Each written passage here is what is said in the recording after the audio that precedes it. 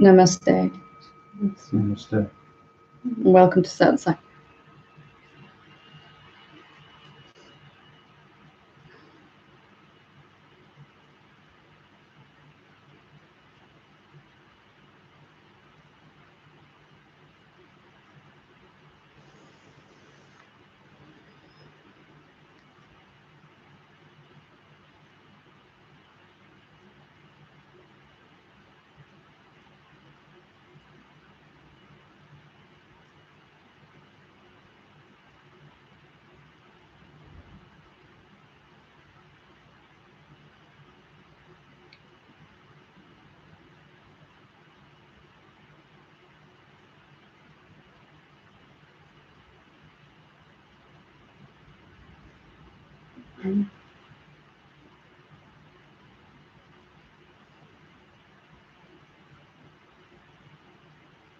So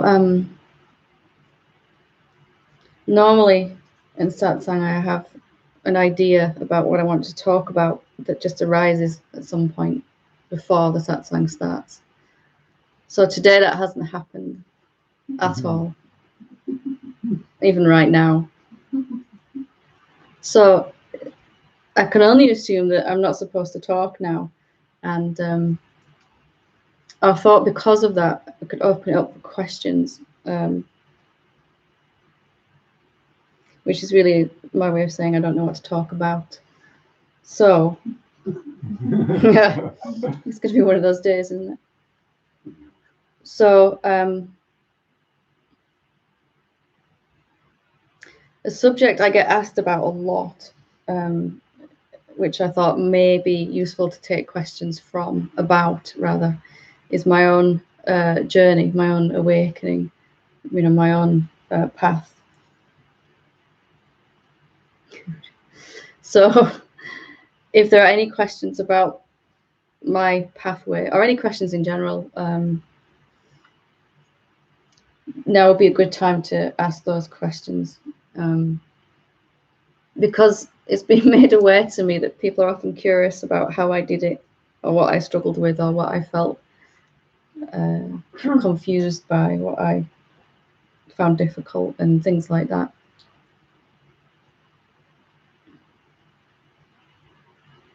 So this will be the no subject to Satsang. Maybe we'll call it that afterwards on YouTube. No idea. Which is quite how my life is, completely. No idea. So that being said, if anybody wants to ask anything, I'll just open it right up for questions.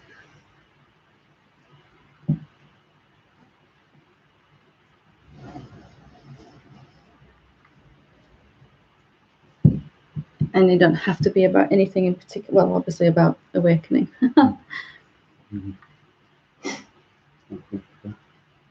Yeah. Just pull that back a bit.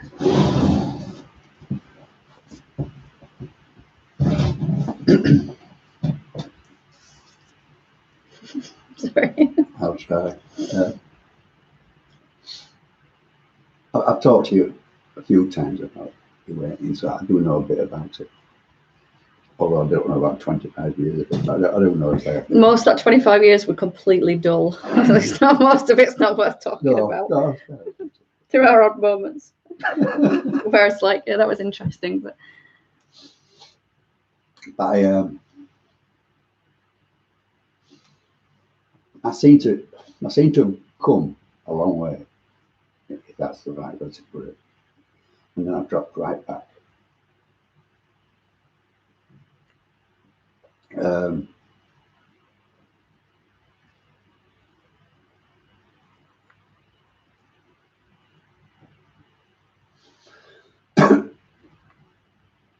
The conversation we had the other day, I won't go into that too much.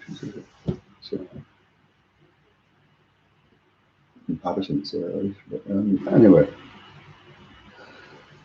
I know what's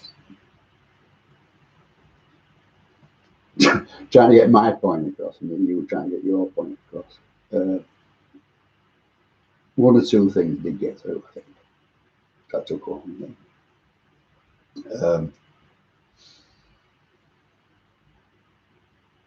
the fact that, well, one thing that how far I've gone back, that sort of stunned me, really. Stunned it. But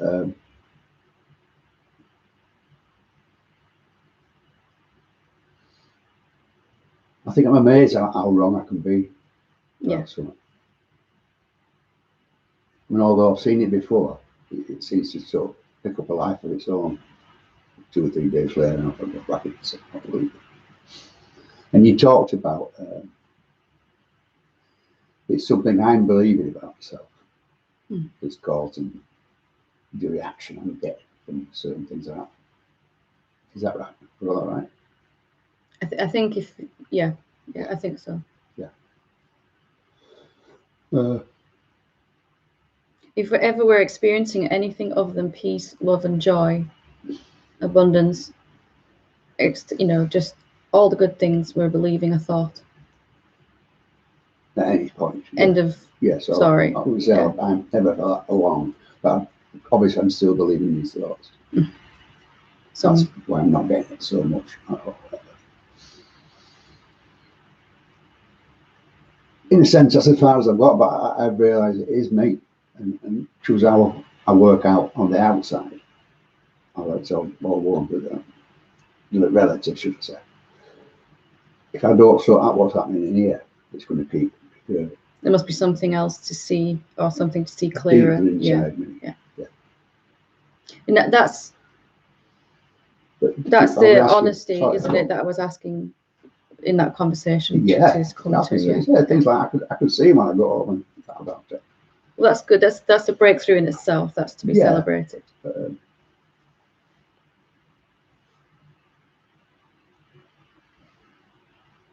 I think as far as that's concerned, I've even gone out and got myself a notebook. I'm going to find out what this is in myself. You know, I mean, I'm going to go to. It's not something I usually do, but back to childhood. It's coming from some thoughts I picked up, and I've lived by all my life. Yeah. And I thought I'd sorted a lot of this stuff out. I've never gone as deep as this. Hopefully, that's what I'm doing. If I'm doing that right. Yeah. Really.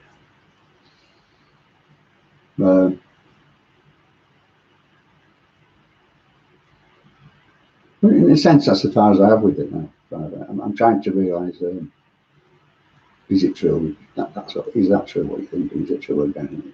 It's that sort of thing. I haven't got it down pat, and it might be a good day again, I don't know. But it's where I'm going at the moment. But from last night's Satsang, I picked up the not choosing. Really peaceful place, a crappy place, Yeah. Which one? Just either or. I'm just trying to apply that at this moment in time. So that's where I'm at. See, the funny thing is, you've never had a teacher, do you? You can have an argument with nobody. Sorry about that, you know what I mean? But I would sit here and I'd be watching a satsang. Well, not right here, but yeah. And I'd be like, that's obviously not true. And I'd slam the lid down on the laptop and off I went, couldn't watching any more of that rubbish. Go get a cup of tea. By the time I'd even hit the kettle switch, maybe I should go. And my body was walking back and sitting down and watching it. I was telling someone last night after satsang, why am I doing? I don't even want to be watching this, and I'm still. My body is turning it back on, and then I'm on my phone and I'm still listening in the background. So in a way, my teacher was life, and I had a massive argument with life. It wasn't like it happened, but it was still playing out that way. I was so sure that I knew what truth was. So sure. And I went backwards for 2 years before life had to actually slap me and say, hang on, you've got an idea about what truth is. And it just it knocked me sideways, spiritually. But yeah, definitely what's happening. But you see certain things, I think, yeah, I know what you mean by that, and it's gone. But in a deep level, I don't know what you mean. I don't know what's going on here. Actually, I don't know anything. But,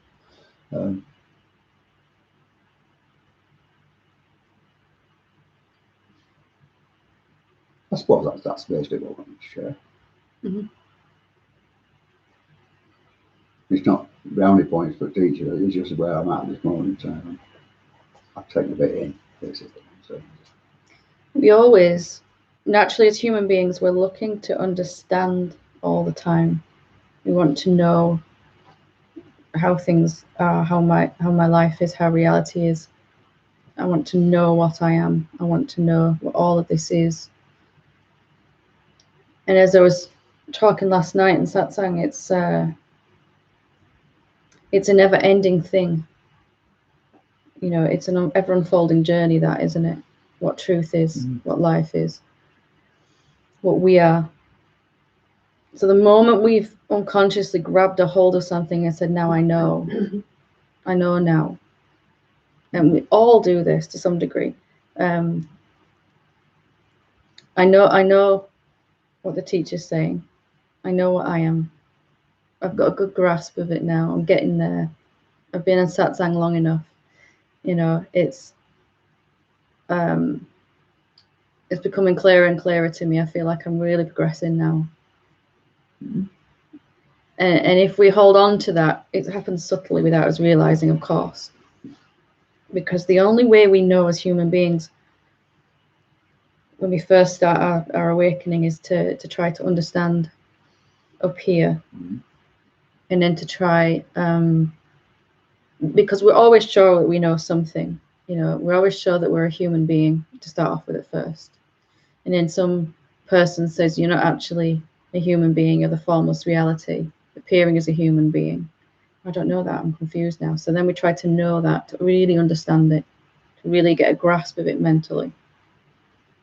And then without realizing, we've built ourselves another identity, who we feel we are, what we feel we know. And usually we just swapped one identity for the other. I'm this person and that person, I like this and I don't like that. Suddenly it subtly becomes, I am the formless reality, I am this, that and the other. You know, still mostly lived from up here. It feels a lot better in our body than I am a human being without enough of this, that and the other. To believe, you know, in this most expanded identity, but it's still an idea, a knowing of what I've understood from Satsang, what I've understood from my life, what I've understood from my journey so far. It's still a valuing of knowledge in a way, isn't it? I think I know now. We might never say that or have that conscious thought, but it's going on inside most of it somewhere. I know now, you know. And every now and again, a teacher will say something like, you know, just listen as if you haven't heard anything before. Oh, yeah, that's really good. But then we're listening with, you know, yeah, what did that go compared to less you said last time? And then, but in this book, and you said that, and then to this person, you said that. Anything except actually just listening. Oh, it's always being compared against what I know about truth inside. And even if we know all the right answers inside and we've had deep experiences of truth, wherever we're holding on to any identity, we're going to have to experience the opposite, because that's the nature of duality. So if I know all about truth, I'm going to have to experience not knowing truth, it disappearing, having moments of suffering. And the more we value our understanding more than our actual experience of truth, the more we're going to start to suffer. So all of this is a really long way of saying, eventually you end up right where you started in your pathway. I don't know anything about truth. I don't know anything about myself. I don't know anything about life at all. Everything I think I know is just happening up here. And if I go up here to experience truth or life, I'm going to miss what it actually is. Yeah. The more I feel I know, and it's very subtle. And anytime we're ever suffering is because we feel we know something. And then our experience contradicts it, as it has to, because we've got to keep having the opposite. So eventually you arrive at this openness that I was trying to point to last night, where I just don't want to know anything. I don't want to understand truth. I don't want to understand the self. I don't want to understand myself. I want to be it completely. What does that mean? It means a kind of naked openness every moment. Like no ability to believe that I know or understand, and nothing inside me that's trying to take what's been said right now and do something with it. Like it's a different way of orienting your life, you know. So if you can see that the issues that you've been having are from some idea that you know something, and it's almost the danger of too much satsang, or, you know, not too much satsang, but too much thinking about satsang or awakening in general. And it's a common dis-ease in spiritual seekers now when you have this all-you-can-eat buffet of teachers on YouTube and everything, you know. Imagine the contrast. There was one teacher in your country and you had to give everything else up, to leave your job and everything, your house, and move to where the teacher was, because there was no internet. And there wasn't that much space, so you had to listen and listen completely. You had no time to be disappearing off in thoughts about what was being said. You had a couple of sessions before that teacher moved on and went somewhere else in the country. You would have to listen in a different way, wouldn't you? You'd be like, absolutely have to. And so if you could sort of, obviously that's not the case now, but we're all coming to satsang. It's just another satsang, you know. You can come to satsang with the understanding that I've never heard before, because that involves time. I've done this already. I've heard this already. I know. The very moment you entertain a thought that I know what's being said, it's gone, isn't it? We all do it. I'm not having a go at you at all. We all do it. I did it for 2 years. And I didn't notice, because I didn't have someone to argue with me, until life argued with me. And I was like, hang on a minute, I used to feel a lot of peace, a lot of joy, a lot of bliss. Things were going really well. And all of a sudden, I'm suffering really, really badly. And I didn't even realize where it crept back in again until it was so bad that life gave me a reality check and said, oi, you're not quite where you think you are, actually, you know. And it was the most humbling moment of all. As you started off, I am totally wrong. I realized I'm wrong. And I never felt more uncomfortable ever than I did in that moment, ever. This was the first time. It did happen again afterwards, but it wasn't 2 years. It was 2 months, and then 2 weeks, and then 2 days, and then 2 hours. Until there was this resolve inside to just not know at all. To never ever feel that I've arrived anywhere spiritually. It's totally alien to how we're raised as human beings. That there's something I can find out, and when I find it out, I'll be happy.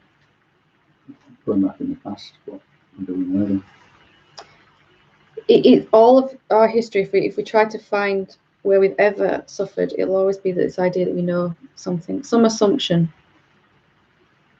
that what I know is true. And it usually works for most human beings, but it doesn't work when it comes to truth, because you cannot know it.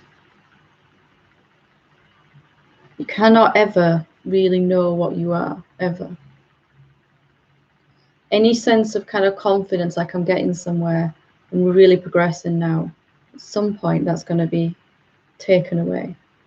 It's horrible when it happens, but it's the most beautiful thing spiritually, because it'll put you right back to your first time you ever came to satsang.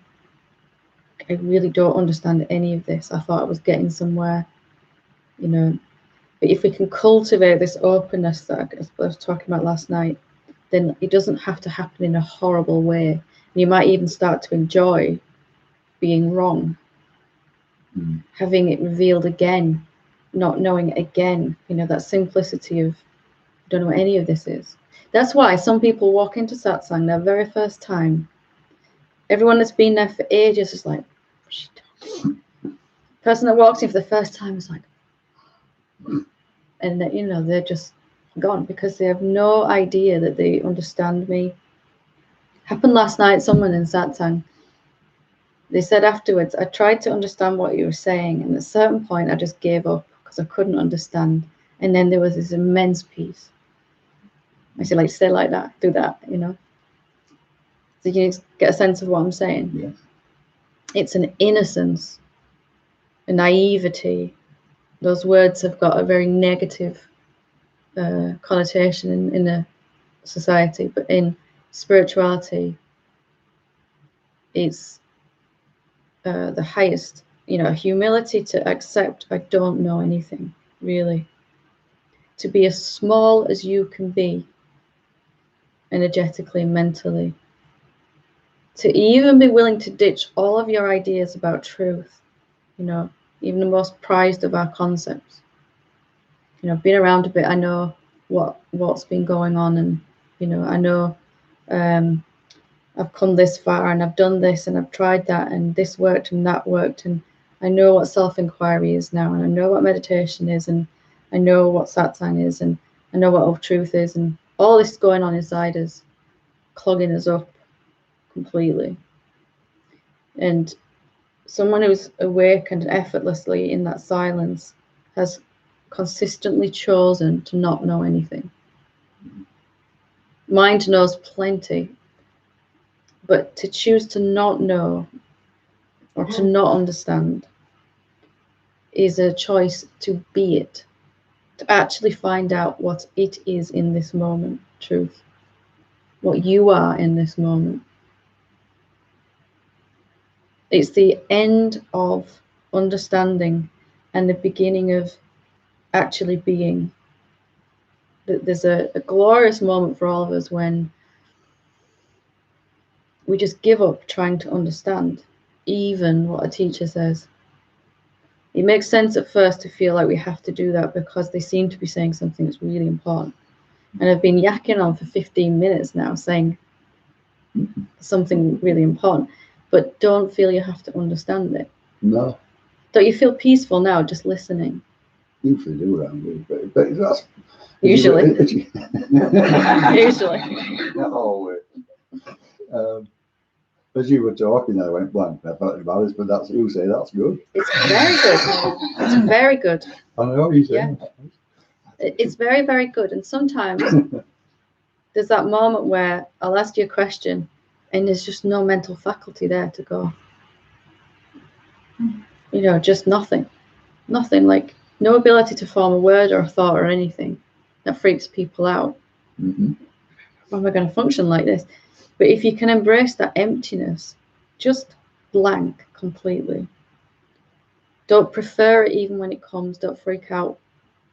You might even have a moment where you literally don't understand what I'm saying. Or you can't, like I'm speaking a foreign language suddenly. Like, suddenly I look around, don't recognize anyone in this room. Don't know what anything is. Like a very lived, real experience of that. Where memory and time and everything is just gone. All of my knowledge is gone. Everything in that moment. You live your life like that, then superimposed on top of that will come an ability to know superficially, to know that you're the one listening and not talking right now. That superficial sense of duality will come back on top of that. So afterwards, when I finished and said, you want a cup of tea, you won't go, So, but and that's the natural state, to have a sense of time and someoneness function on top of that blank emptiness. How did that blankness feel? It's all right. Yeah. It was only afterwards when you felt embarrassed, when you realised you'd been blank. Yeah, I'm being ignorant. Well, being ignorant is really, really good, actually, in truth. Don't value knowledge so highly or understanding. It is prized, isn't it? Especially in Western culture. More I know. I think some deep down, I don't quite get that. You know, that, like I said, that disbelief, that can't be right. In But what way? I don't know. This is really good, by the way. This is really good. It's a really good question. Because you were saying then, I don't know how you put it, but not listening and blank spaces and this and that. My head's still thinking, that can't be right. How can that be it? I mean, my head's still trying to work it out, probably. Yeah. So your ears heard everything I said, but the person that was trying to understand what I was saying was completely absent for that time. Completely. Yeah. And so you might not be able to recall what I said. If I asked you to say, tell me what you said, tell me, you'd have no idea. And somebody, like, this is why I struggle when somebody says, can you say that again? I'm like, no, because I've got no idea what I just said. And I really have to energize my mind to remember. Everybody's laughing, but it's so true. Like, just watch the Satsang again, you know. I'll sit down. Yeah. So there's no memory and no recall of what was said. Just like in deep sleep, there's no sense of time. There's no remembering and no trying to understand. Nobody doing anything with the information. You just hear. Senses are, you're hearing the words. Your eyes are looking at me. You can feel the chair you're sitting on. Everything's functioning just naturally. Nobody inside desperately trying to compare what she's saying against, you know, where she said something like, that doesn't agree, you know, last week you completely contradicted yourself and said the opposite. And I don't understand. You know, that is gone. Yeah. Begin to value that. Don't chase it. Just begin to prize that place of complete innocence. You know, where it's funny because even as I'm saying these things, I know nobody's going to remember what I'm saying, you know, and it's fine. Nobody's going to understand anything. I begin to value that place where there's nothing you need to do, especially spiritually, and you just experience that, didn't you, that blankness.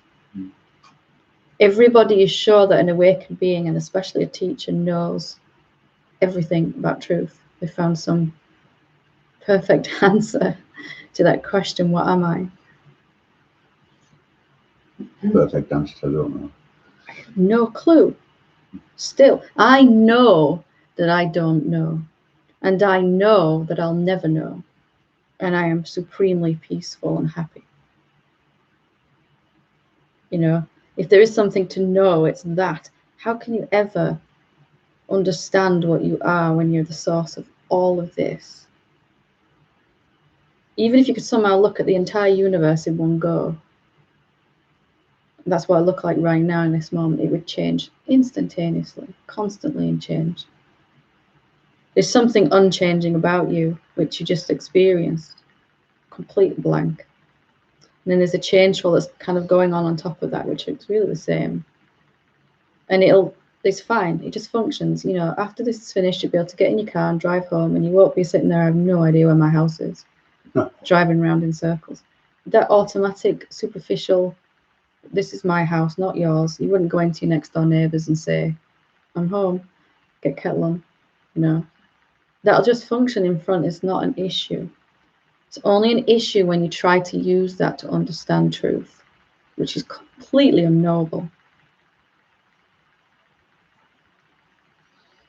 So mine says in response to this, where am I going now then? What do I do now then? I've got no clue. You just pulled the rug out from underneath me completely, spiritually. I was so sure I was getting somewhere. And now you've arrived. Yeah. Yeah, not knowing anything about anything. It's beautiful. Can you feel it? It's the highest and the simplest experience. Not anything. I haven't quite got that yet. Just right now, just forget everything. Forget you're trying to wake up. Forget that there's anywhere to arrive at. Forget anything about me. Forget anything about you. Forget everything you know about anything. And see how you feel. blank and empty. How do you feel? Nice one, yeah. How does your body feel? Right. Relaxed. Why do you then need to pick up understanding again? I don't think I need to, it just seems right. Yeah, it's just a habit. Yeah. And because we respect a teacher, or respect a certain pathway, or respect truth, we really, really, really try to understand for a very long time, until life or something shows us that you can't really understand this. So knowledge, even knowledge about truth, is devalued. Still knowledge, isn't it? Yeah. And if I hold on to knowledge, what I think I've understood, which seems a good thing to do at first, really a good thing, even that is like, it's cheap. It's nowhere near as good as actually experiencing this moment, like you're doing right now. There's nothing you need to get out of what I'm saying at all. Just actually here and aware, but not aware of anything in particular. Just aware. End of story. In the end, not even aware of what I really am, what really all this is. All of that has gone. There's nothing more beautiful for a human being than to just completely discard everything. Yeah, it is. We all go through. We all go through this evolution.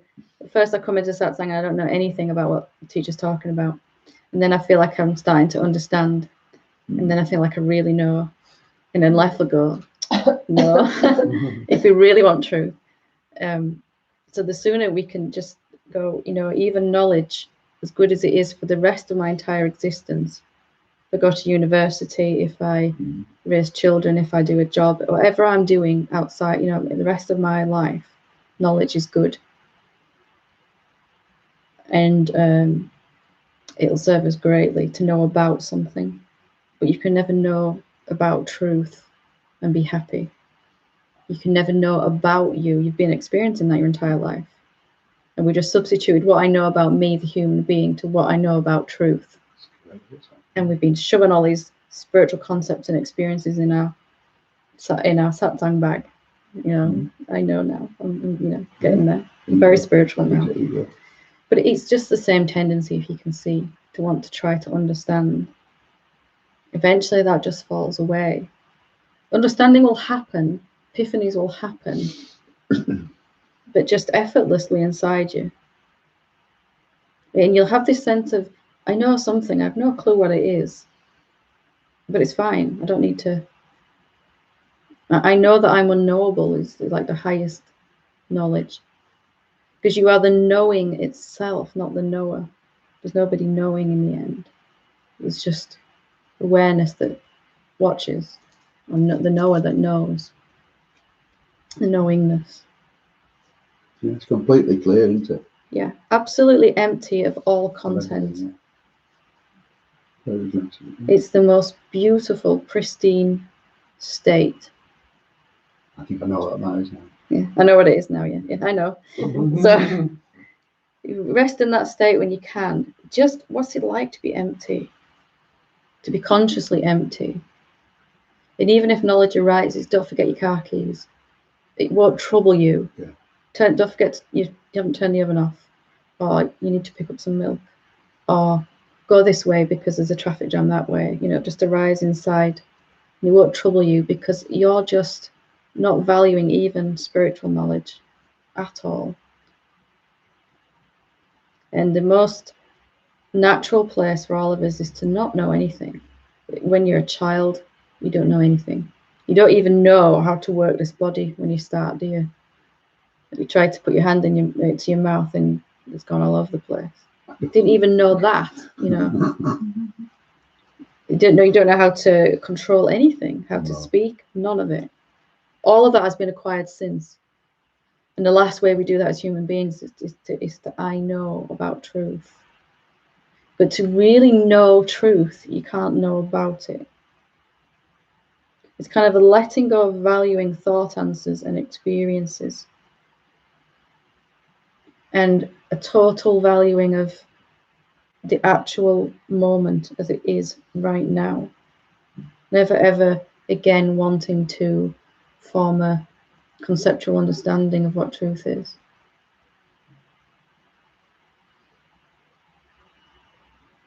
Our ego doesn't like it because there's nowhere for it to go. There's no struggle. There's no challenge for it to prove its worthiness, you know. It's just very simple state. It's not complex at all. It's the simplest, isn't it? It's when you do it that, when you do it, when you sort of walk me through it. And just knowing it's there, it keeps me going, really. I was talking to Mark yesterday, my daughter, he said, good for me, blah, blah, blah. I said, well, what's going on? You've seen it, you know it's there. But that must give you a lot of faith. You know, and he said, oh, yeah. It's a similar thing, really. I know it's something's going on. I say in you, I see in other people. And I've seen it, I think, in the changes of peace and stuff. But just keeps me, I've got to find out what's going on. The more you... But not find out now. You're not saying not find out what's going on. It's finding out a different way, isn't it? Finding out through experiencing it rather than... Yeah. All of us unconsciously value knowledge. We all do. It's the holy grail of you know, developing my mind, developing my intellect, using my intellect. But the simplest state of all, intellect can't go there. You know, it happens inside it. Intellect happens inside that empty space that is your real being. Nothing wrong with it at all, but there's no way you can experience what you actually are if you're trying to think about it. It becomes one or the other. Thoughts may happen. Oh yeah, this is the formlessness that I've heard about, you know, but that's just going on, and you just stay like this,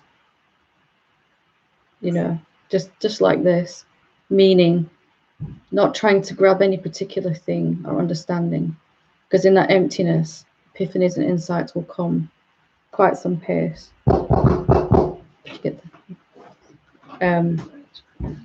If you can, then just allow that to unfold.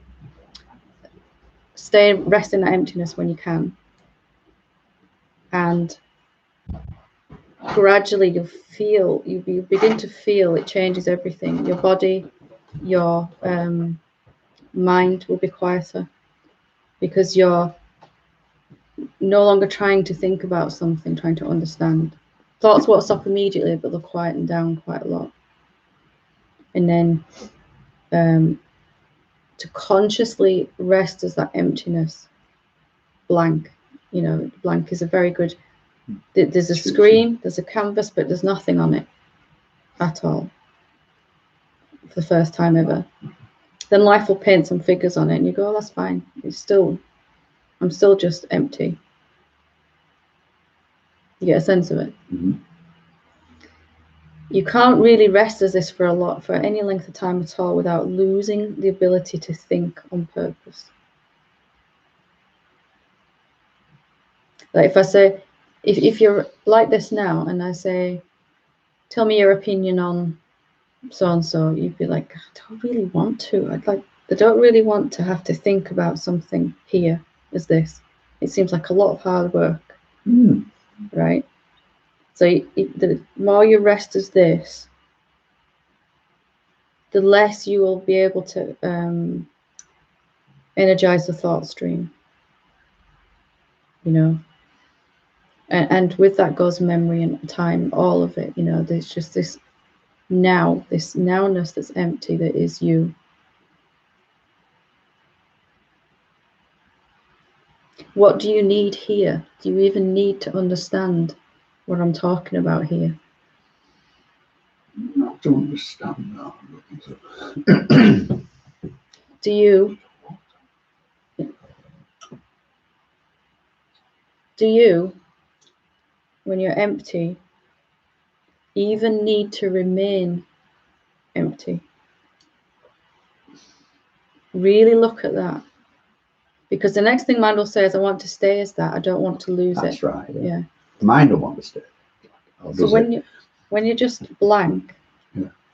fully aware, not absent, totally here, but blank, is there really any sense that I need to remain as this? In the blank, no. Yeah. In the blank. Only when you touch thought, which thought says, I want to keep that. That's the one. Yeah. So you just disregard that too. What happens if I disregard this thought even that I need to stay as this emptiness? You will stay there. If you don't even know, see again, not valuing knowledge, nothing wrong with knowledge, but it doesn't work here. If you don't even know that you need to remain as this, It's only your mind knows that. Yeah. Thinks it knows. only if you touch thought and time.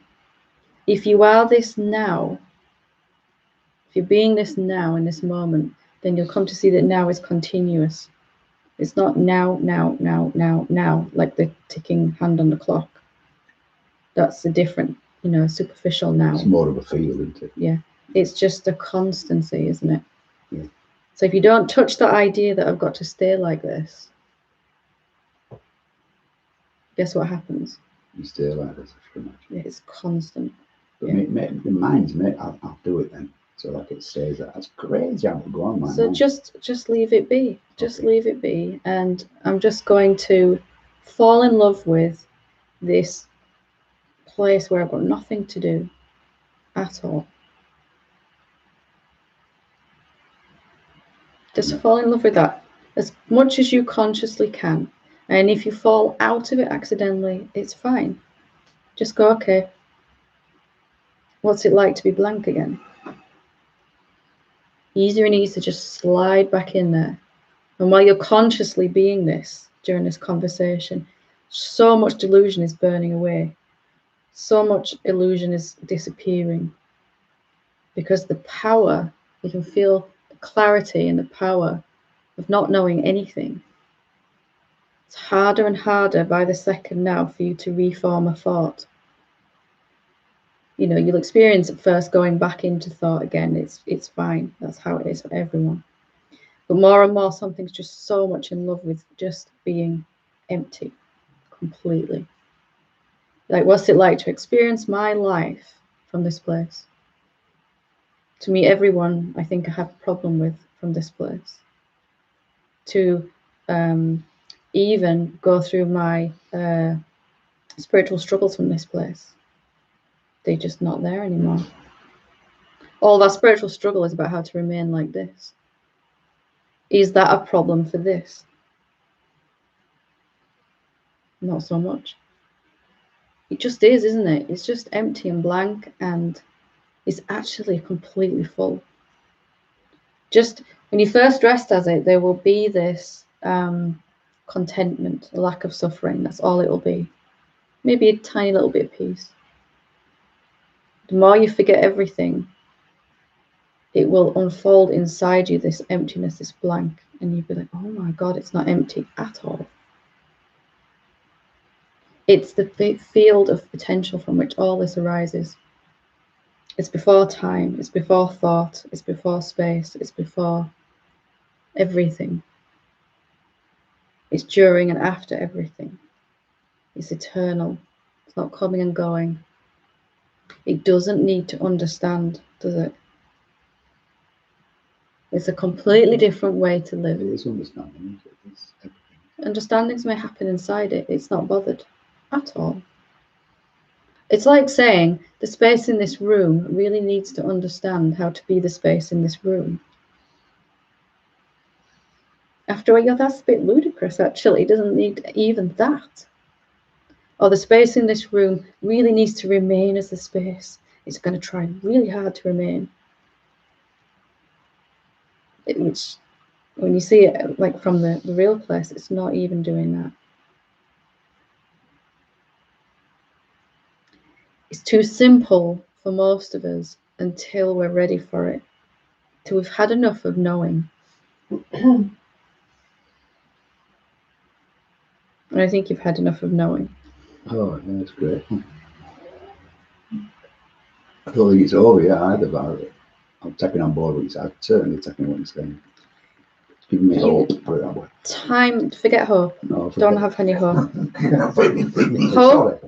Hope is a sign that you're hoping to remain this way all the time.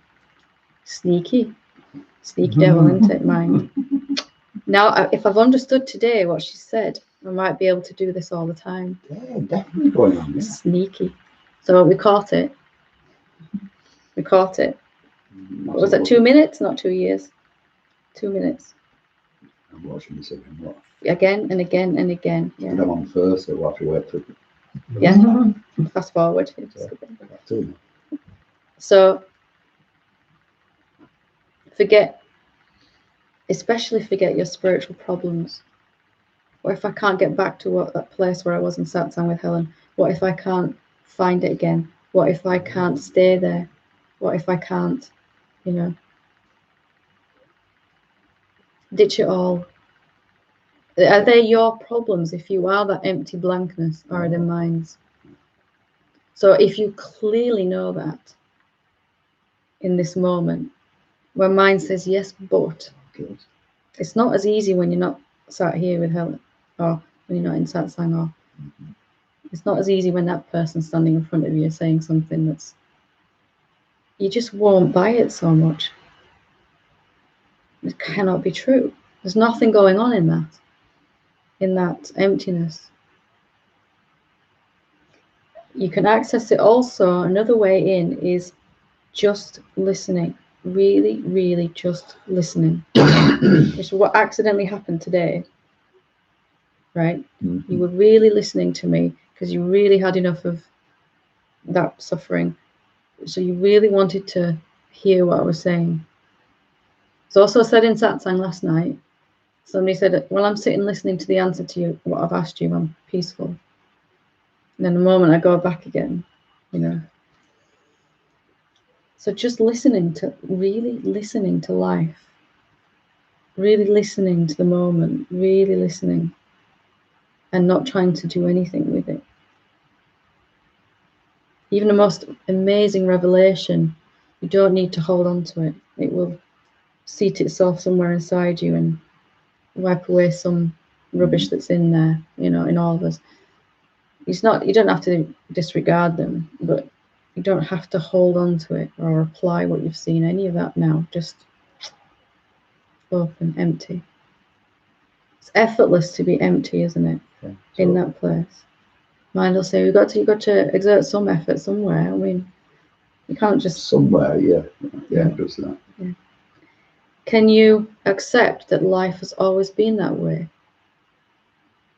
You've always been this effortless one in which all of this is happening, but you picked up one thought at some point, you were a human being, and off we go, right? Then I've got my life, my history, my time, my journey, my spiritual awakening, my resistance, Got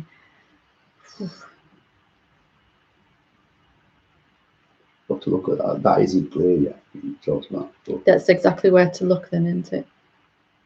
Yeah. What's it like to move through your life from this empty space? That's a question that I still live with all the time. Not in the doingness, it's just a way to be, isn't it? What does life look like? What does my experience look like when I'm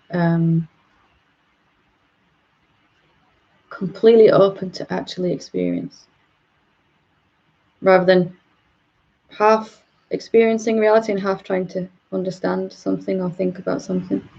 It's going on now. So as we're talking, it's going on. But you're seeing it. Yeah. You're not caught in it. So what's the difference of what we try to stop that causes problem? So ask me that again. I'm saying stop doing it. I'm trying to stop that.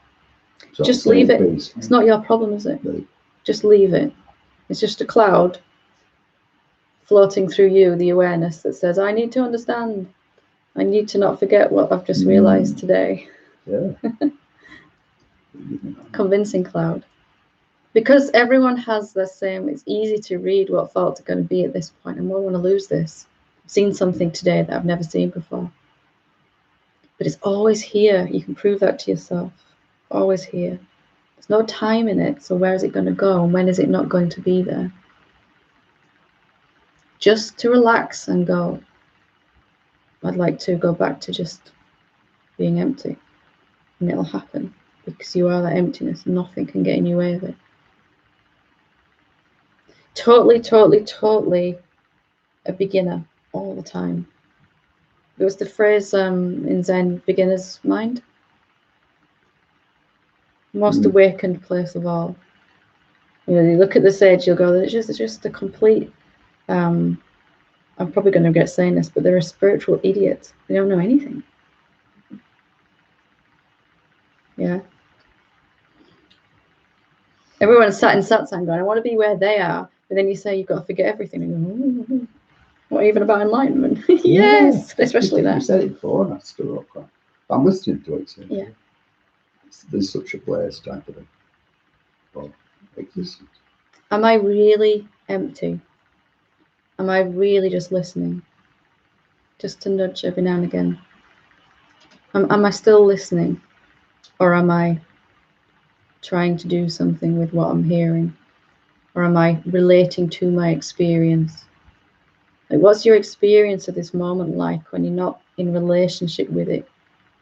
You're not trying to embrace it or push it away or understand it or any of those things. You're just like wide open to experience it. Ego says, don't do that. Oh my God, you know.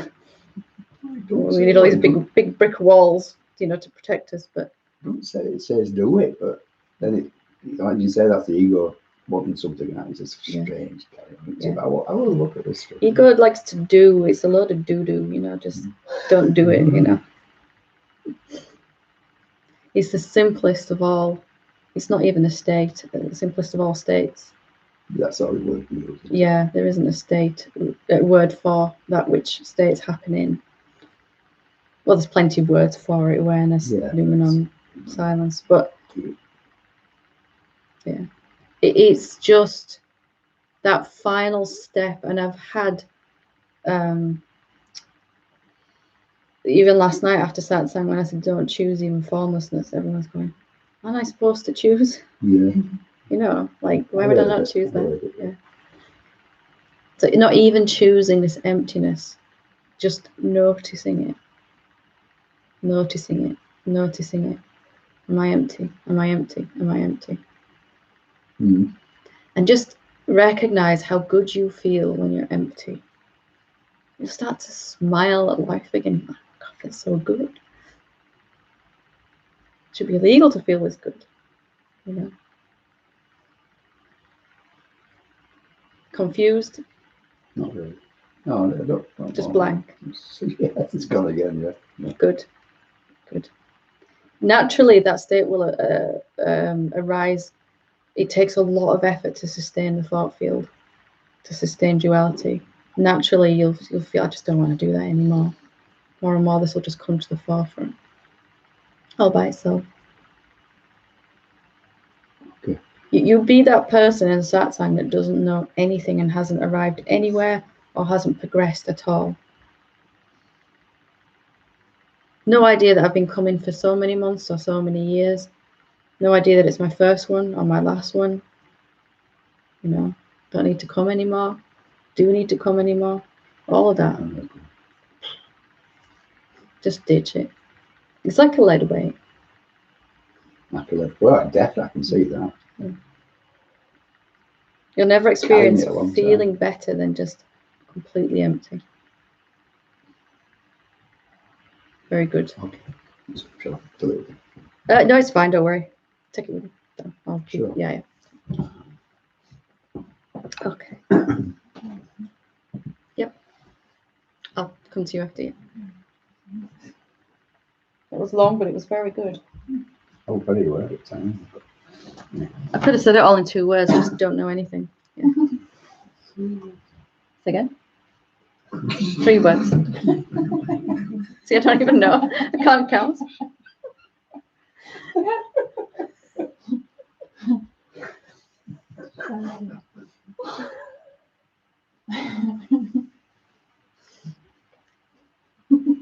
Sorry. Okay. Quite a lot of things are popping up when you're talking there.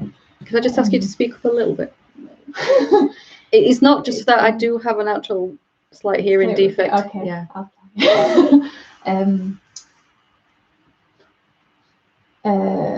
So I've realised as I have a massive guilt complex about everything. If I do something, if I don't do something. He's just describing my life. Everything is a reason to feel guilty.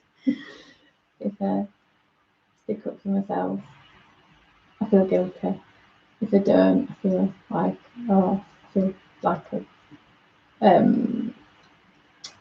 not being myself. And I think, should I even be sticking up for myself? Is that not very spiritual? Not, all them sort of. And then things that have kept popping up that are getting faster and they're getting more intense. And that's maybe actually, the things that happen, the ego create things that don't make sense, because things that seem to just don't make any sense.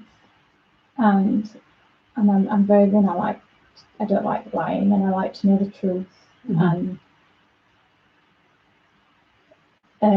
justice and stuff like that. And it's that thing of having. I need to know why. I need to know why. We were just talking about this, where were you?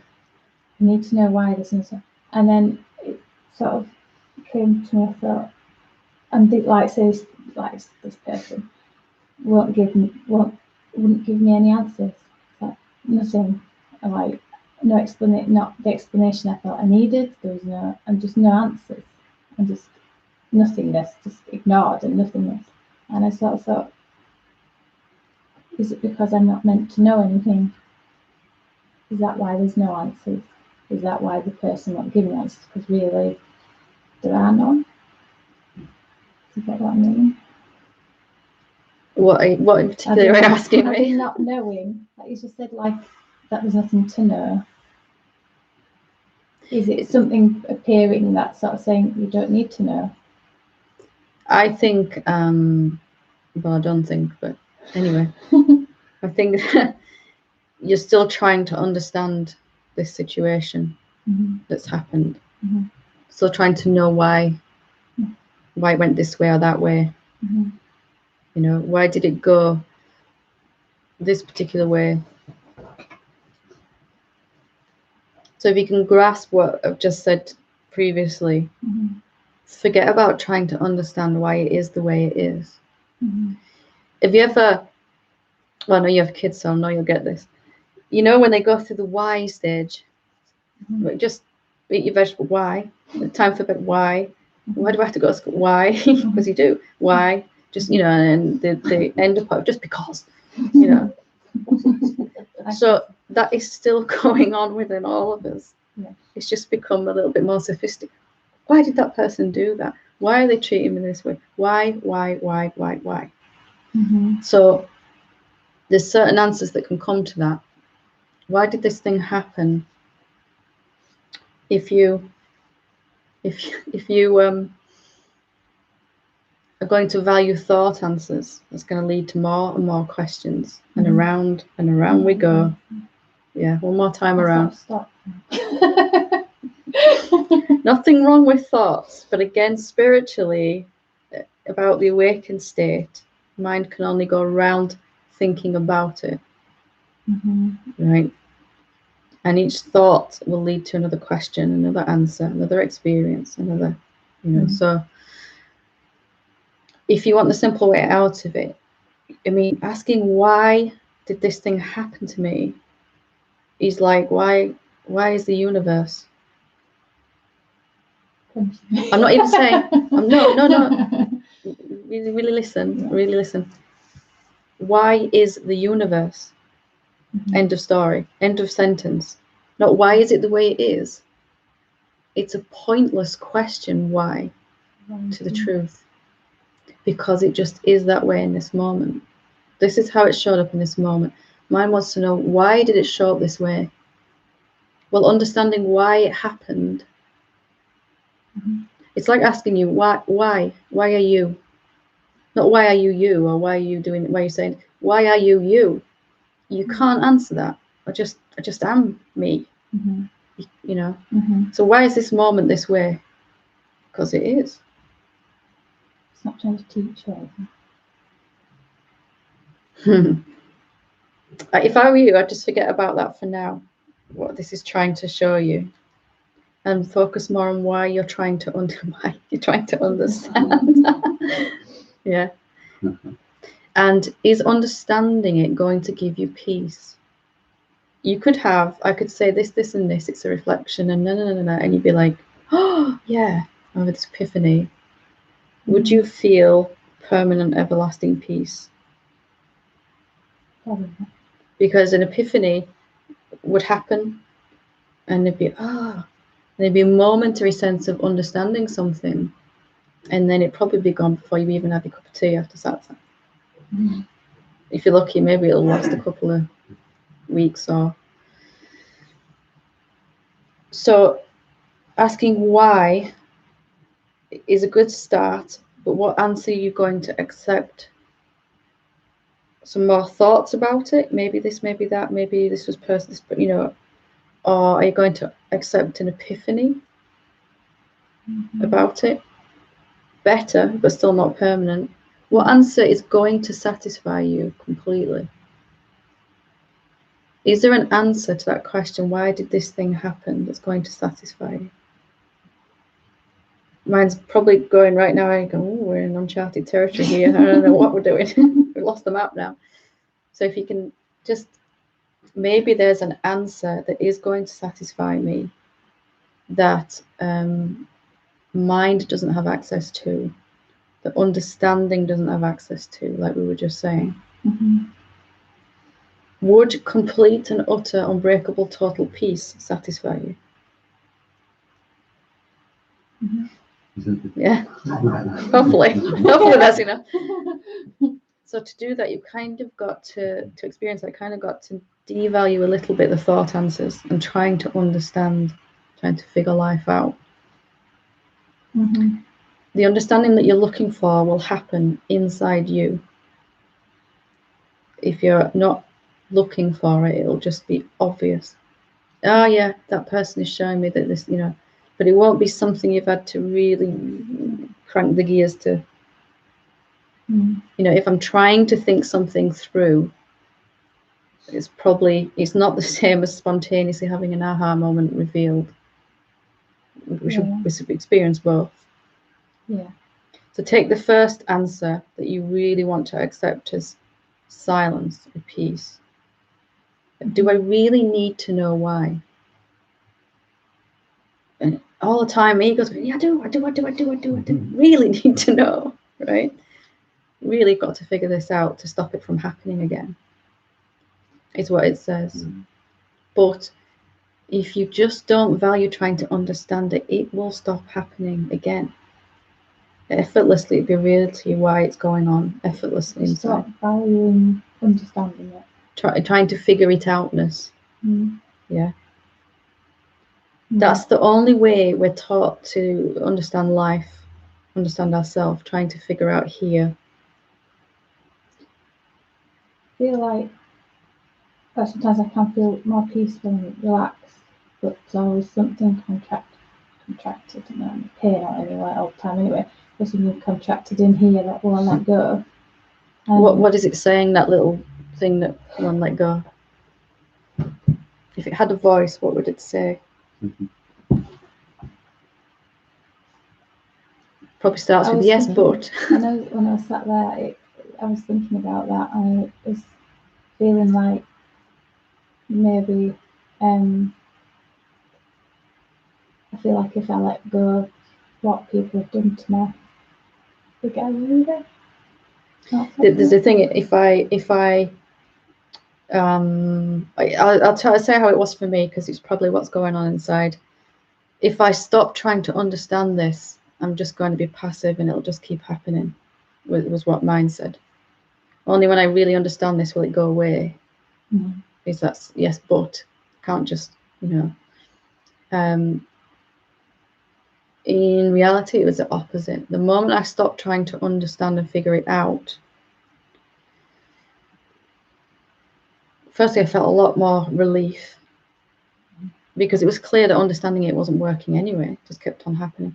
Secondly, it stopped occurring. It occurred once more to see if I was going to try to figure out why it was happening. And I realized it's a loop. Because I need to know why something's happening, it's got to keep happening so that I can figure out why it's happening. But because it's happening, I'm going to try to figure out why it's still happening. Right? And when I saw that, I'm like, oh, no, thanks. I'm just going to be myself as much as I can.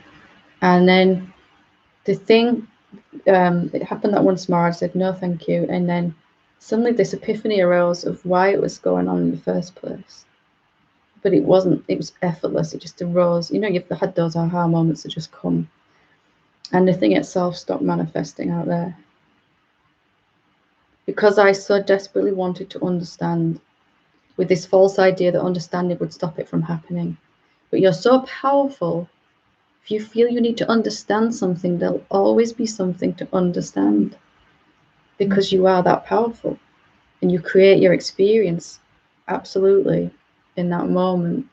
And we're all doing this with truth. I don't really understand it yet, so you have to create more things to try to understand. Endless questions in satsang, you know. But so if you, what answer is going to satisfy you? Would a momentary understanding up here leave you with lasting peace? Especially if that's the only answer we're accepting, because we've got to go around again. We're all seasick, aren't we? You know, like. Yeah, I was actually, when I was at uni the other day, I got really anxious. Anxious. Really, really anxious. And it was quite walked to my car, and it was bad weather. And I got to my car, and I've been breathing heavily.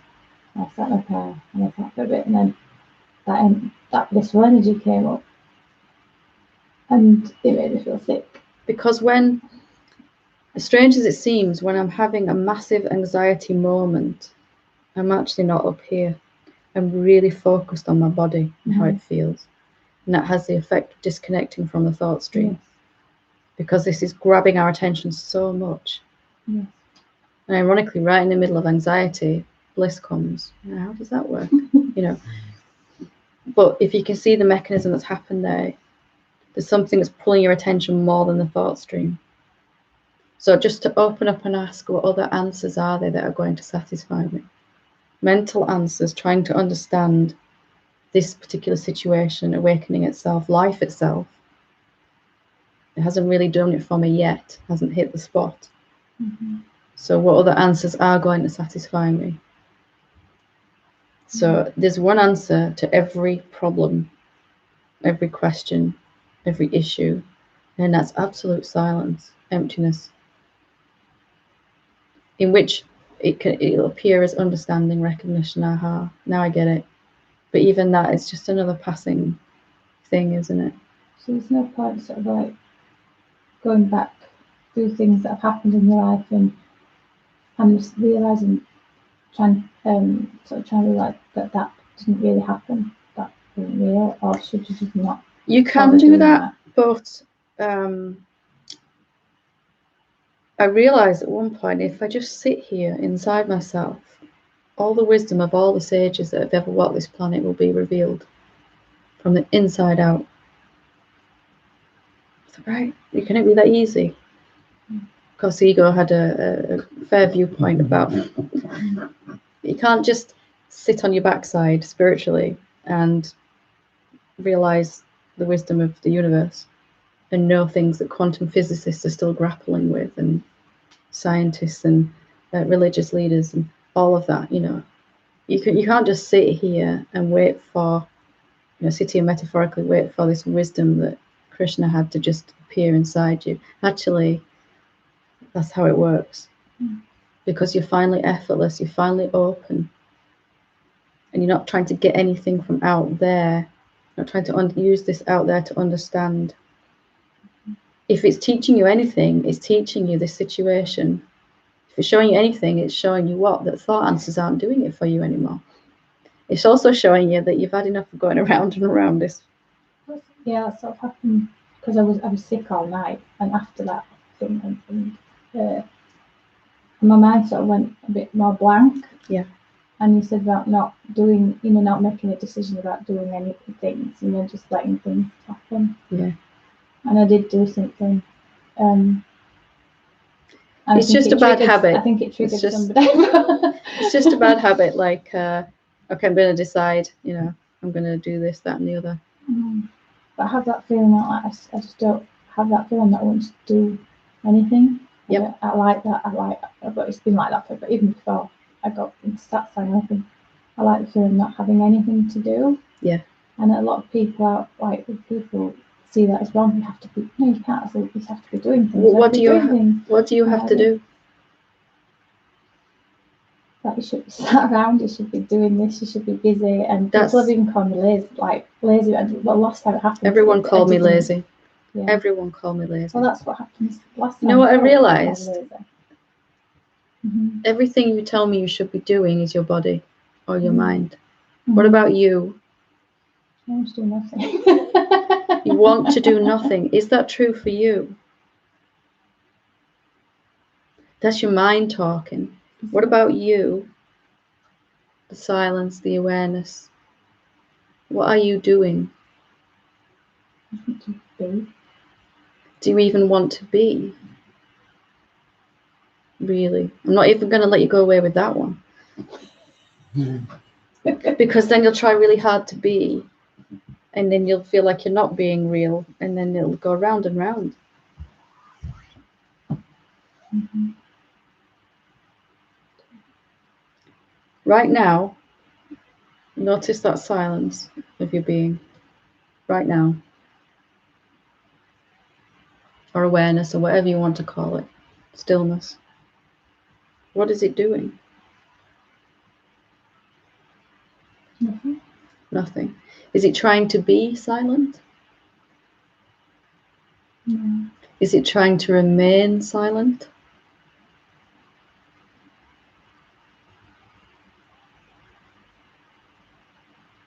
No.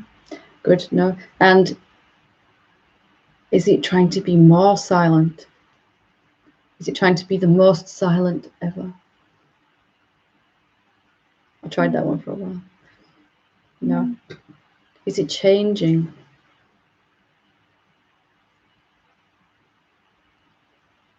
No. Where does it need to get to?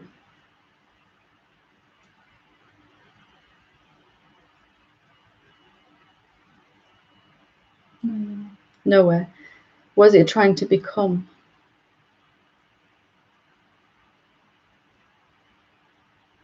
Nothing. Nothing.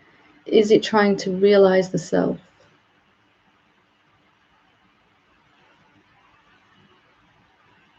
No. No. Is it trying to understand?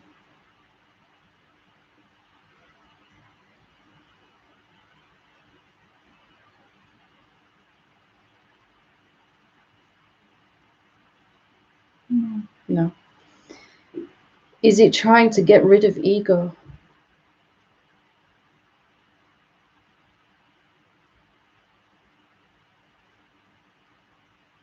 No. No. Is it capable of rejecting anything at all?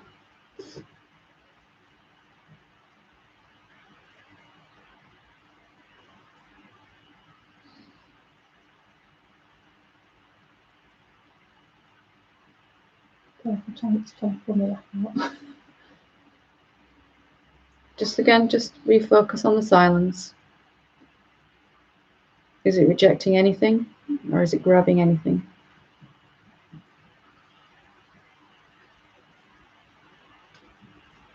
No. No. What does it need? What does it want?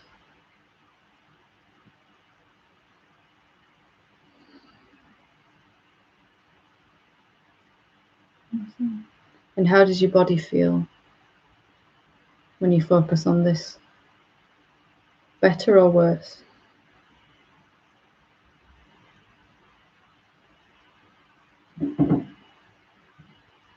Better, but still that. Just speak up a little. Better, right? But it's still that. contraction, something. Does the silence, here's the £100 million question, you win the jackpot with this one. Does the silence need to get rid of that contraction in the body? Does it need to fix it?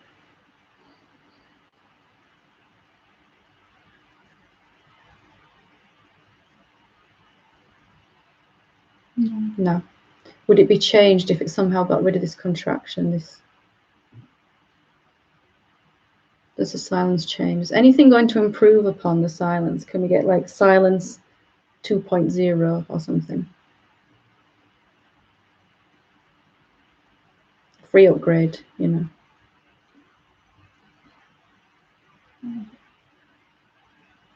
It's that feeling that I feel more peaceful if it wasn't there. Is that coming from the silence? There's an idea that if this contraction went, I'd feel better, more peaceful, even more peaceful. Is that the silence saying that, or is that mind? What does the silence need? Does it even need that?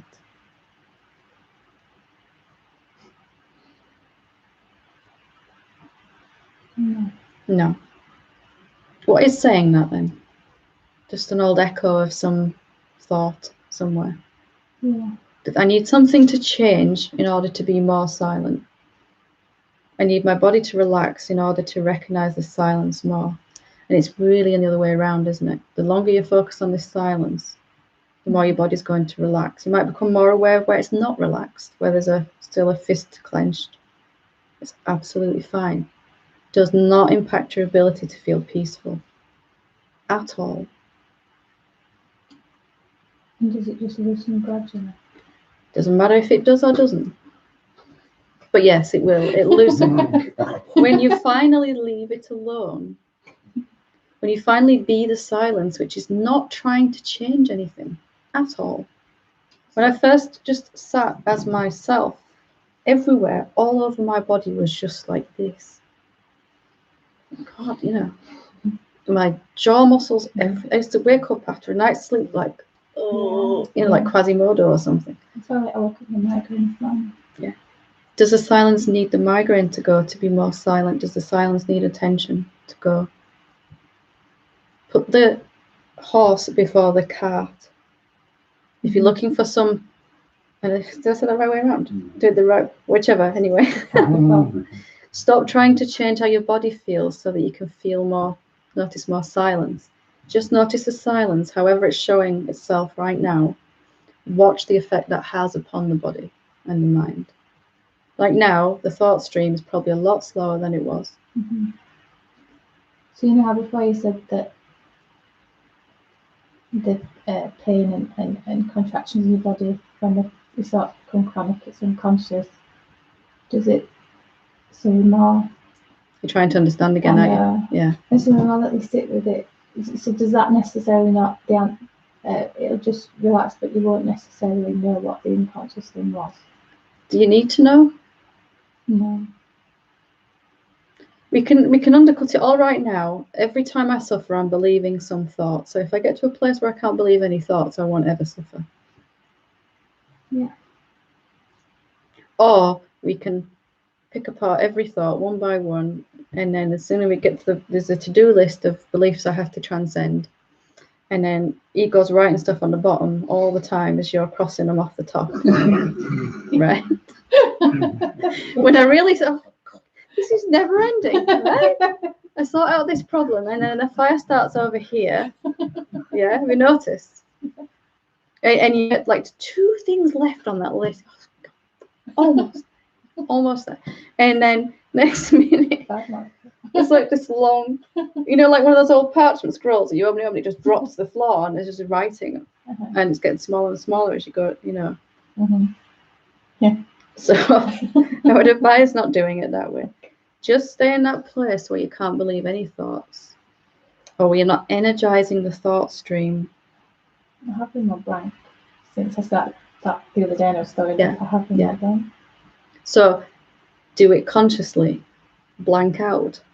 So not even to be lazy. Embrace what it really means to be lazy for you, the effortless one. There's a line in the Ashtavakra Gita that gave me so much self-worth, because I've been called lazy because I sat around a lot meditating. Very much been called it. And it was, oh, I'm doing a lot of work here, you know. But in the, when I was very spiritual, before I forgot everything, there's a line that says, nobody is lazier than the master. Oh, I've got this sorted, effortless. I've got that. Just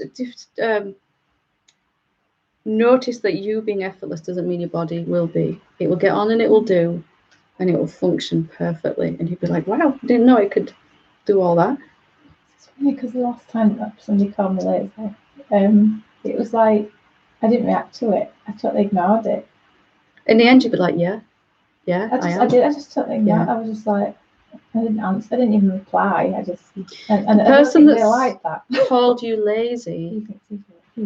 The person that called you lazy is coming from a place of this idea that I have to do. Yeah, I'm defined by what I do, or what I have. Yeah. I was told endlessly, why don't you just get a job? Why don't you just stop all this nonsense and get a job? Mm-hmm.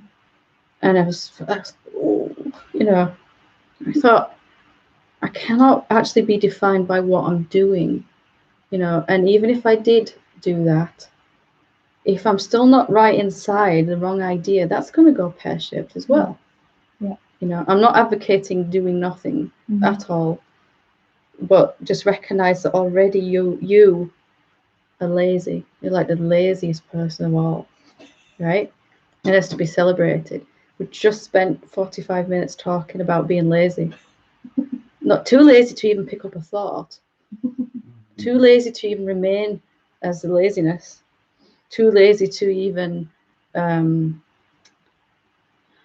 question how I'm doing it or any of that rubbish, you know, completely. And then watch what happens to your body. It'll relax. It'll have so much more energy. It'll clean your entire house in an hour. That never happened before, you know. All these kind of things, miracles, you know. That'd be good for me. It's a miracle for me, yeah. Because it's just coming straight out of the effortless place. It's spontaneous, it's fun, even stuff. There's no mundane task from that effortless place. You'll enjoy it all equally. So even not to believe the thought that I feel guilty, that's the thought. Yeah. Everything other than the silence is a thought. Does that mean you don't ever have to apologise if you think you've upset someone? I've never apologised for anything. My mouth may say it. Yeah. But there isn't any other beings in my experience to apologise to. So how does that manifest? The more you understand that, the less there is to apologise for. Or less apologies have to happen to you. If people don't generally apologise, that's fine. So don't try to understand it. Already I can feel some cogs starting to just forget it. Just ditch it. Just relax. Nice deep breath. You've already understood everything you need to understand about this journey. Be absolute. I'm going to give you permission spiritually to be completely lazy. Okay. Even too lazy to reach for enlightenment. Only spiritually. Only spiritually. Okay. Probably a good idea not to tell anyone outside of Satsang. Yeah. And too lazy to even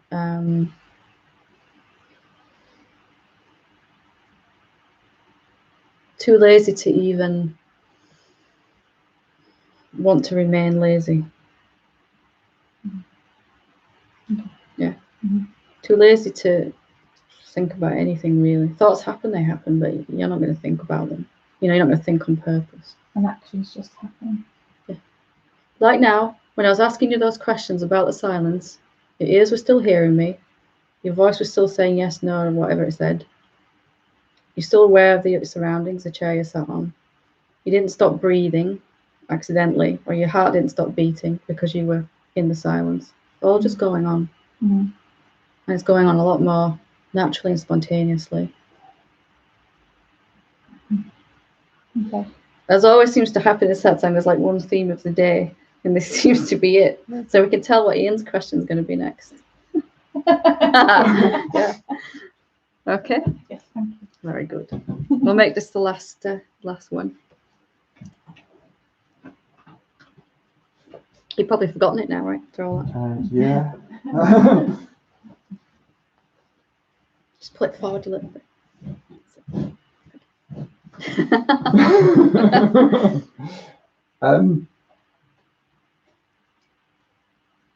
I've been trying to kind of Uh-oh. I shouldn't try, should I? You've been trying not to try. There's been Sorry. I suppose this week has been quite like what's the word I'm going to look for? There's been lots of kind of realizations about things and things going on and all this kind of stuff. I'm trying to think of which question I want to ask you about. How many questions have you got? Oh, I could ask loads actually. What's the most urgent one then? But you have to find the answer today. Well, it's kind of been answered with all Sheena's stuff. In fact, well, I'll ask this one. I was going to ask earlier in the week. The one thing that went on that, which sounds to have to ask now, this one. But I will. The thing that disturbed me the most this week, I'll do that one. Okay. Was kind of one that I've touched on before, where I have these quite vivid dreams, and I'm quite one that keeps coming back is where I'm quite angry, and it's never the person who is. I'm always right. I'm always in the right. It's good righteous anger. This is good righteous anger. And dreams at night time, you're talking about? Yeah, right. Yeah, right. Proper vivid. I'm there kind of dreams, you know. But they never kind of. No one's really ever angry at me. It's always this anger's direct at my family or my teammates. Quite often it's in like a sporting situation, and I get very like in the faces and really get really angry, and I wake Maggie up because I'm swearing in the Wow, this would be really vivid dreams. Yeah, I'm really like giving it effing them blind, you know. Just remember we're live. yeah, really. You know, you think it's some good swear words, and now I'm like, and this last one was kind of like I heard Maggie's voice telling me I'm swearing again, and I was still in the dream, and I realised in the dream that it was a dream. Yeah. Then I could also hear Maggie telling me, you know, you swear at me. And, not so politely. Yeah, shut up. I'm shut up. Yeah.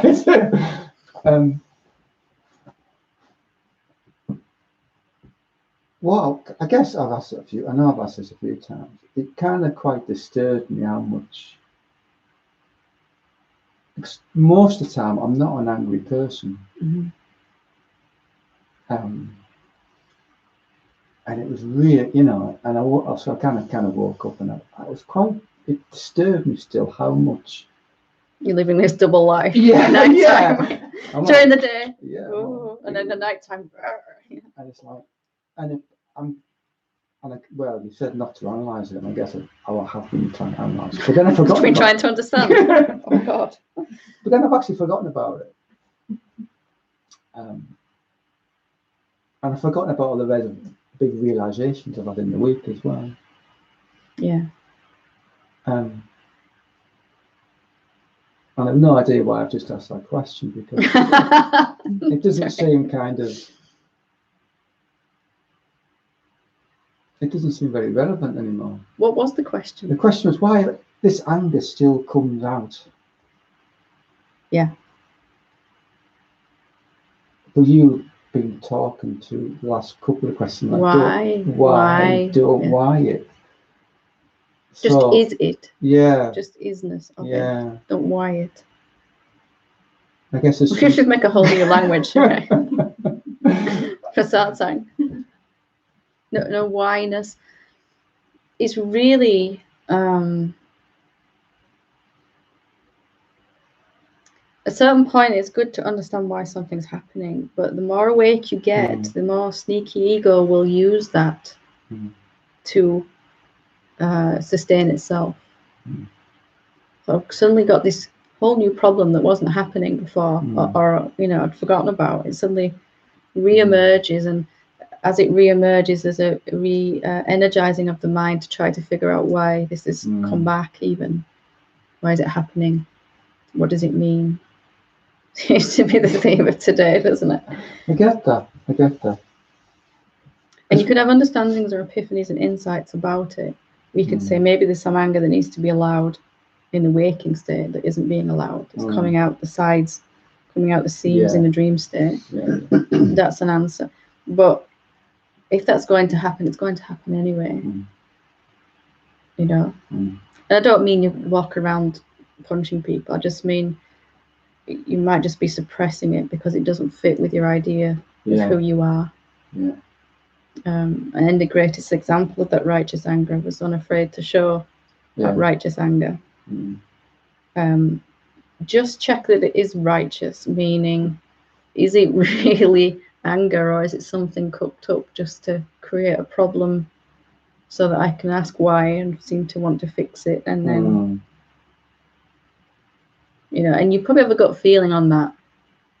Am I really not expressing anger? Is there some part of me that's always been afraid to be angry, to express anger? Maybe it was rejected when I was younger, when I expressed anger. Maybe I didn't like it because I felt too powerful or something, who knows? Or is it just that ego's cooking up something to write on that list? Or a little bit of both? Either way, the answer's the same, isn't it? I think it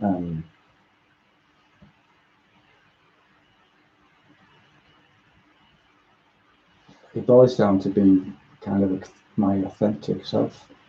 I think for myself. What does that look like? I don't know. I really don't know. That's good. I keep wondering. I've asked me that this week because. I'll tell you what it looks like. Yeah. It's like this right now. Yeah. What will it look like in the next moment? I don't know. See, I've been trying to work out what Ian is, in the sense not just Ian as the person, but like. Has that been successful? I'm getting nowhere with it at the moment because I don't know what it is. So maybe the way you're trying to get the answer is not the most intelligent way. Yeah. How are you trying to work out what Ian is? And what answer will you accept? What answer will make you happy?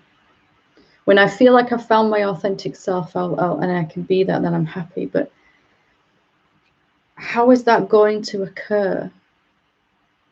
And will it look different than right as you are now? Can you be inauthentic at all? Isn't there just an isness about your being? Mind may say you're not being who you're supposed to be. You're being inauthentic. Thought might say that. But can you be different than you are in this moment? How you already are in this moment, can you change it? Can you change this moment?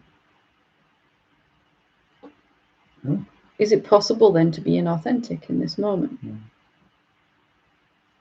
You might want something different in the next moment, in the continuation of now.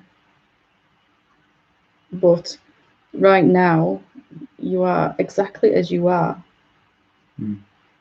There's no point trying to be some better version of that in this moment that's already happening. No.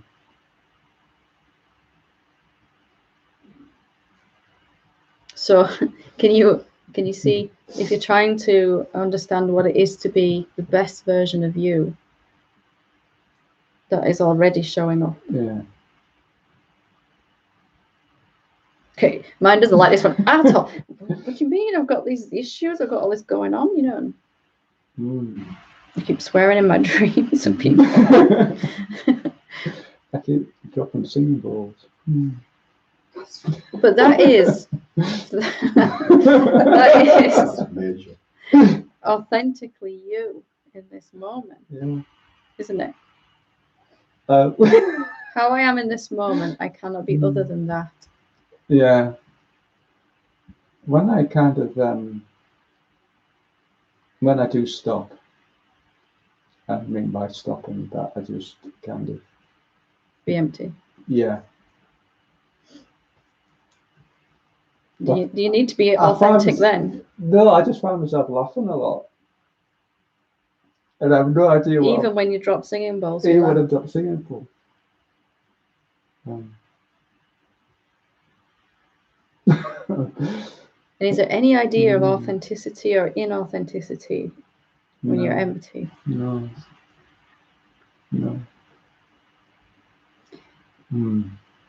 So what answer is going to satisfy you?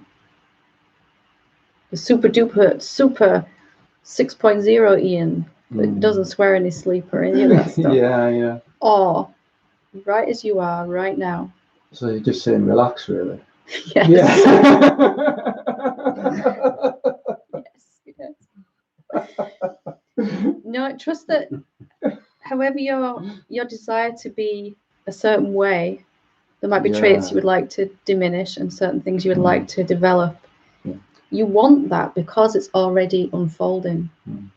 Life wants to be this version of Ian. It's currently being the best version of Ian it can possibly be. Any idea that it can't is false, or that it isn't. That I should be something different than I am in this moment. Accept exactly what it means to be you in this moment. All of this. Not just there. And then watch what happens in the next moment. And you look at yourself one day and you go, well, those things I was trying to get rid of are quite all right, actually.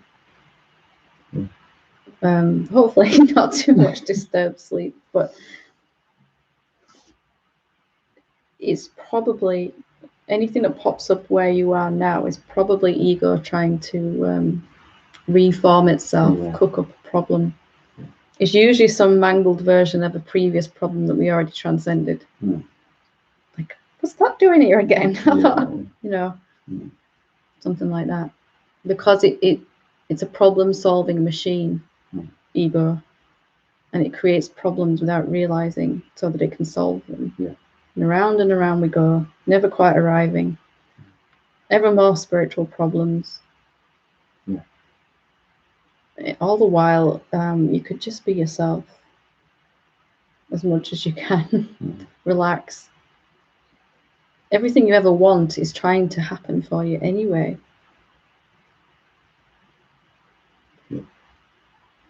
That's like, okay, well, if I just be myself, everything I ever want is going to happen.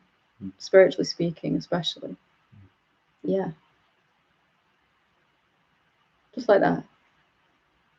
With no struggle, no epic battle to prove your worthiness, none of that rubbish, just because you are that. Can't be any different, can it? No, it can't be any different. Even if we're sure it's different. In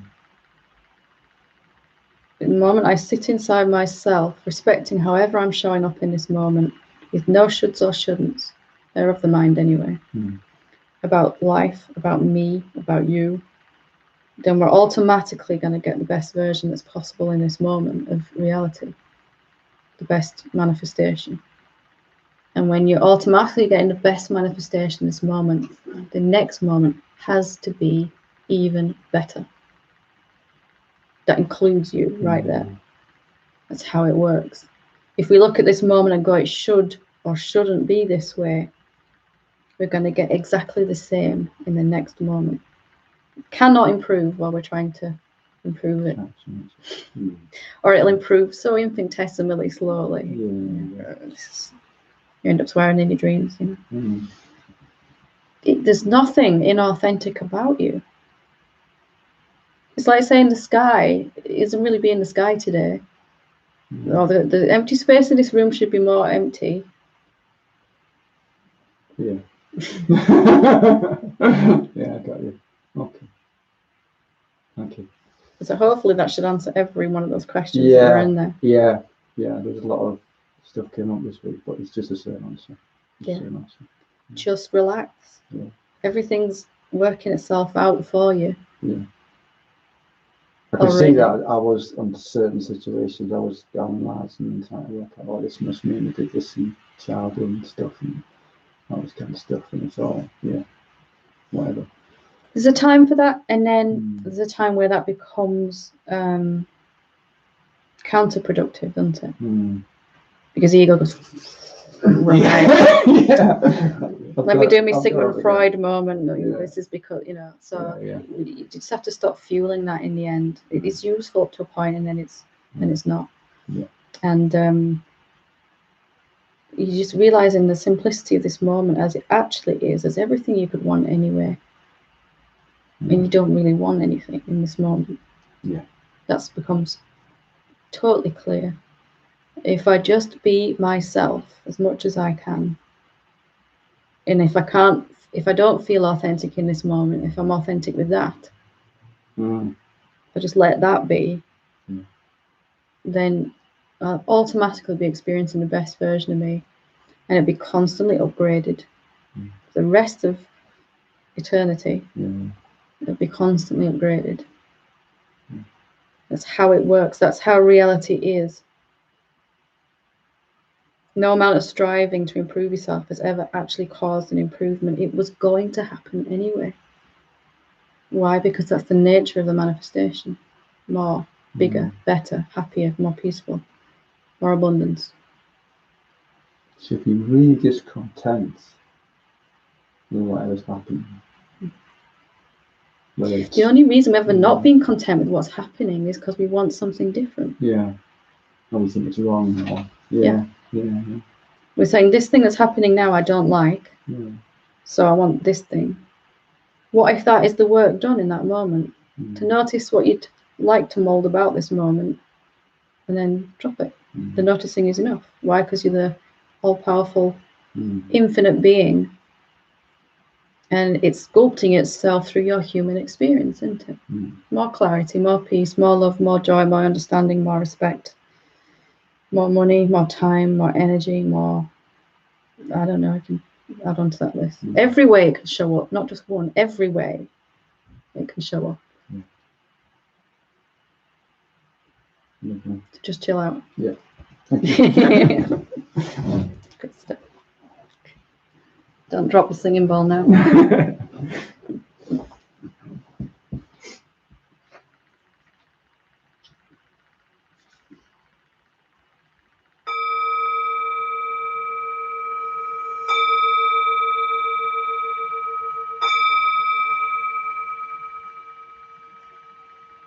May we all be ourselves in this moment. May we all relax and be lazy in this moment. May we all just watch the effortless unfolding of our life in this moment and forevermore. Thank you. Namaste. Namaste.